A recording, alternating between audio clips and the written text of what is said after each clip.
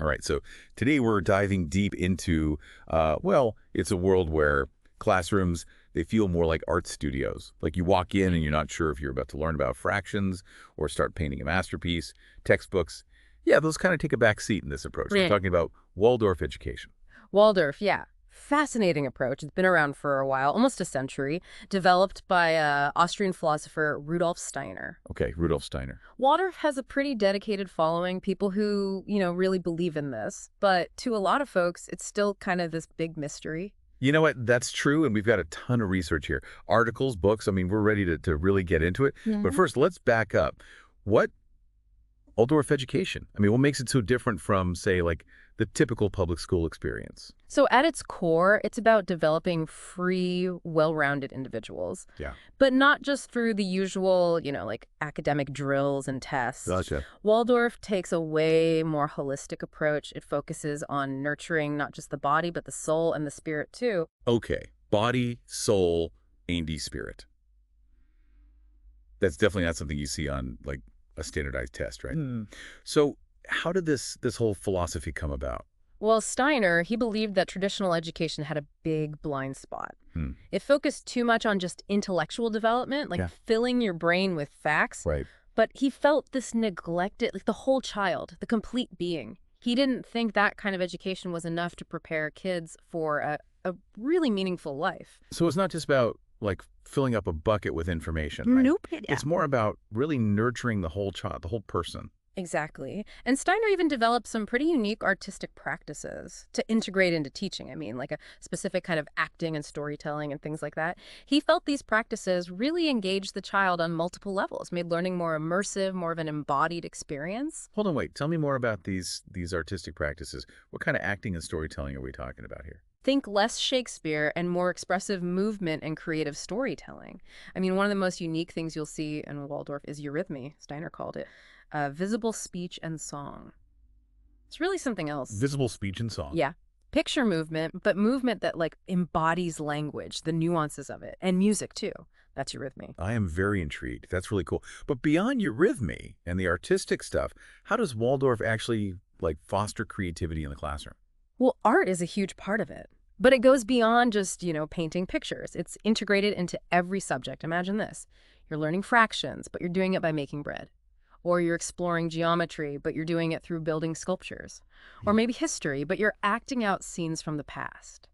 It's about making learning tangible, making it experiential, engaging. That is really cool. It sounds like Waldorf just, like, taps into how kids naturally learn, through exploration and through play. It's not this passive thing, like just absorbing information. Yeah. It's about, like, creating, engaging with the world. Exactly. And Waldorf teachers, they're really in tune with that. They change their methods depending on the child's developmental stage, recognizing that, one size fits all doesn't work. Like with young kids, they learn through imitation. So they create classrooms that are really worthy of imitation, if that makes sense. It totally does. I mean, I remember wanting to be just like my favorite teacher when I was little. I even, like, tried to copy her handwriting. Oh, yeah. So how does that play out in, like, an actual Waldorf classroom, this focus on imitation? Are teachers expected to be, like, perfect all the time? They definitely try to be their best, but, they're human. Of course. Nobody's perfect. Right. It's more about creating this atmosphere of respect, an atmosphere of creativity and wonder that just makes kids excited to learn. And as the kids get older, they move into elementary school, Waldorf recognizes that authority figures become important, like between ages 7 and 14. So the teachers kind of step into that role more intentionally. So there's definitely structure there. Oh, absolutely. It's not just, like, kids running around doing whatever they want. Yep. There's structure and there's this understanding of developmental needs. But within that, there's freedom for creativity and individual expression. Right. And that focus on individual development goes hand in hand with another big element in Waldorf, emotional intelligence. Okay, before we get to emotional intelligence, I have one more question about this whole arts thing. Okay. We've talked about art in the classroom, but what about nature? I've heard Waldorf kids spend a lot of time outdoors, like really connecting with nature. Is that true? Oh, absolutely. Steiner, he was all about connecting directly with nature. He thought it was crucial for a child's development, to really see how everything's connected. Hmm. Like, picture learning about animal anatomy, but by comparing it to our own bodies. Or studying plants by, actually watching them grow. Wow. That's incredible. It's not about learning from a textbook. It's about learning from the world itself, right? Exactly. Okay, so we've got arts, individual development, a connection with nature. Now let's talk about this emotional intelligence piece. How does Waldorf approach that? Well, they recognize that it's just as important as, academic smarts. It's not just about, not being a bad kid. It's about nurturing this sense of wonder, of reverence for life itself. Okay, that's a beautiful concept, but how do they teach that? Do they have empathy 101 classes Yeah. or wonder and awe for beginners? That's funny. It's not exactly like that. They take a more subtle approach. They believe emotional intelligence comes from the whole atmosphere and the kinds of learning experiences they provide.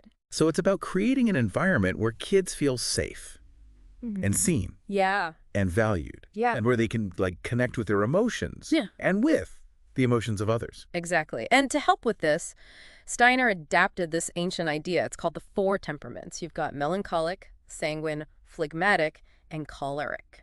Hold on, the four temperaments. That sounds like something from a really old medical book. Is Yeah. that a valid thing? It's an ancient idea, and there's definitely debate about how scientifically accurate it is today. Some people think it's too simplistic. Right. But for Waldorf teachers, it's more of a framework. It helps them see the individual needs of each student. So it's like a tool to understand different learning styles and personality. You got it. There's no one right way to teach or learn. This is really fascinating. Waldorf really prioritizes meeting each child where they are. But what about kids with special needs? Is this a good fit for them? Yeah, a lot of parents of kids with special needs, they're drawn to Waldorf. And many of them find that the Waldorf approach, with its focus on the individual and all the artistic stuff, it can be really good. Yeah, that makes sense. When you have a system that celebrates being different, well, it makes sense that families who are, looking for that kind of personalized learning, they'd be interested. Yeah. But how does this actually work in the classroom? Do teachers have to make completely different lesson plans for every single kid? Well, even Waldorf teachers, as amazing as they are, they can't create a unique lesson for every single student. It's more about recognizing that kids learn at different speeds and in different ways, right? Okay. So they might adjust the pace of a lesson or come up with different ways to engage with the material, or maybe offer some extra support based on a child's needs and, their temperament, that kind of thing. It sounds a little bit like what you see in Montessori. Yeah. They both seem to focus on hands-on learning and respecting each child's, individual way of being. Yeah, there are definitely some similarities there. Okay. Both Waldorf and Montessori, they're all about child-centered learning, creating environments where kids can be independent and creative. But there are some key differences, too. Like what? Well, in Montessori, you often see kids exploring their own interests, Okay. using these carefully designed materials. But Waldorf is a bit more structured. There's a specific curriculum, and it's very artistic, all designed to work with those developmental needs we talked about. So both approaches are valuable. They just come at it from different angles. Exactly. It's like picking your favorite ice cream flavor. Right. It just depends what you like. But hey, we were talking about emotional intelligence, and I want to get back to that. Oh, yeah. We touched on the four temperaments. Right. But are there other ways Waldorf, helps develop those social and emotional skills? Well, one thing Waldorf really avoids is rigid moral codes, or preaching at the kids about being good. Instead, they focus on building that moral character naturally by nurturing that sense of wonder, that reverence for life we were talking about earlier. I love that idea. Yeah. But how does that work in practice? Do they have special field trips for wonder and reverence? Not quite. It's more about the overall atmosphere. Okay. Waldorf schools they feel different than traditional schools. Yeah. They might bring natural elements into the classroom design and prioritize natural materials. Lots of outdoor play, exploration, that kind of thing. It all helps create this sense of connection, to something bigger than yourself. And that helps kids develop a sense of care, a sense of responsibility for others and for the world around them. So instead of telling a kid, don't lie, Yeah. they might tell a story about what happens when somebody isn't truthful. And let the kids figure it out for themselves. Yeah, exactly. It's about nurturing their inner compass, not just giving them a rule book. Interesting. But I can see how some parents might worry. Like, what if my kid doesn't learn clear boundaries if we don't spell it all out? What would you say to them? Well, it's totally normal to feel that way. And Waldorf recognizes that parents are, the primary educators. School is just one part of it. And communication, it's key in any educational setting, especially one like Waldorf, where things are done a bit differently. Parents and teachers need to be on the same page. Yeah, for sure. It's about finding an approach you're comfortable with as a family and then, like, partnering with the school to support your child. Exactly. Speaking of concerns, we talked about potential drawbacks earlier. Right. Like, maybe some kids have a harder time with reading, things like that. Is there anything else parents should think about before choosing Waldorf? One thing to consider is that going from a Waldorf school to a regular school, it can be a bit of a challenge for some kids. I see. The pace is different, the structure is different. Some might need a little extra help to adjust. Right, that makes sense. Parents definitely need to be aware of that. Okay, so to sum things up, Waldorf is really different from mainstream education. Definitely. It's all about creativity, emotional intelligence, being connected to nature, Yeah. and it seems like a really good option for kids with special needs. But like anything, there are pros and cons. It's not the perfect fit for everyone. What's the most important thing a parent can do if they're interested in Waldorf, but still has some questions? I would say see it for yourself. Go visit a Waldorf school. Yeah.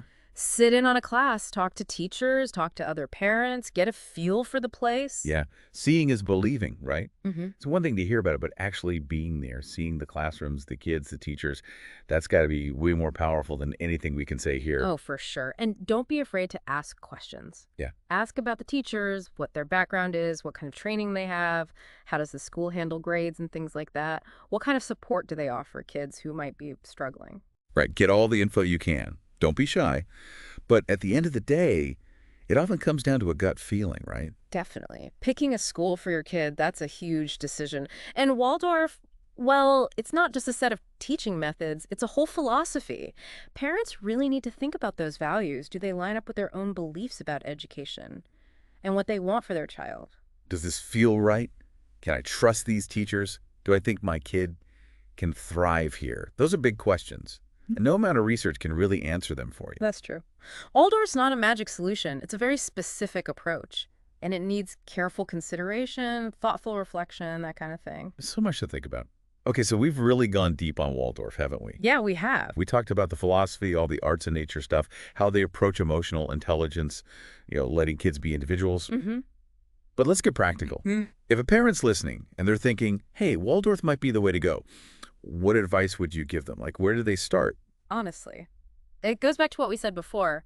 Go experience it yourself. Yeah? Visit a Waldorf school. Sit in on a class. Chat with the teachers. Talk to some of the parents. That's got to be way more helpful than listening to us talk about it. Oh, yeah, for sure.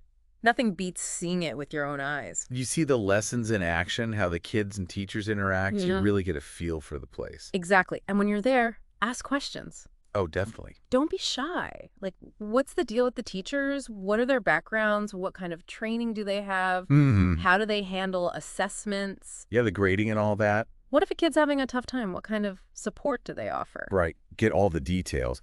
But even with all the research, sometimes it comes down to a gut feeling, doesn't it? Absolutely. I mean, choosing a school for your kid, that's a huge thing. It really is. And Waldorf, it's more than just a method, right? It's Yeah. a whole philosophy. Parents need to ask themselves, do these values line up with what I believe about education? What do I want for my kid? Does this place feel right? Do I trust these people with my child? Those are big questions. And no website or article can really answer those for you. Exactly. Well, I think we've given everyone a lot to think about today. We've explored Waldorf from its philosophy to some of the, potential benefits and challenges. Mm-hmm. But before we wrap up, let's do a quick recap. Sure. So Waldorf, it's all about this idea of holistic development. It's not just the traditional academics. It's arts, it's emotional intelligence, it's that strong connection with nature. They nurture creativity, that sense of wonder. And they want kids to think for themselves. Waldorf celebrates the individual, honors each child's unique path. And even if it's not the right fit for every family, it definitely offers a fresh perspective on education. Mm-hmm. Makes you think about what's really important, what matters when we're talking about developing the whole human being. It really does. And if anyone's still curious, I'd say check out kairosclan.com. Oh, yeah, great website.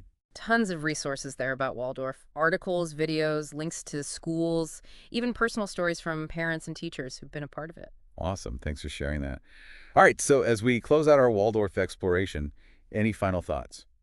Well, in a world where kids are constantly pushed to fit in, to achieve, Yeah.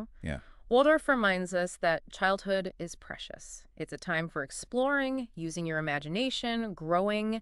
It encourages us to slow down, to appreciate the beauty of learning, and trust that each child will blossom in their own time, in their own way. Beautifully said. And with that, we'll say goodbye for now. Thanks for listening. Thanks for joining us on this deep dive into Waldorf's education. Keep exploring, keep asking questions, and let's all nurture that spark of curiosity, all right? Absolutely.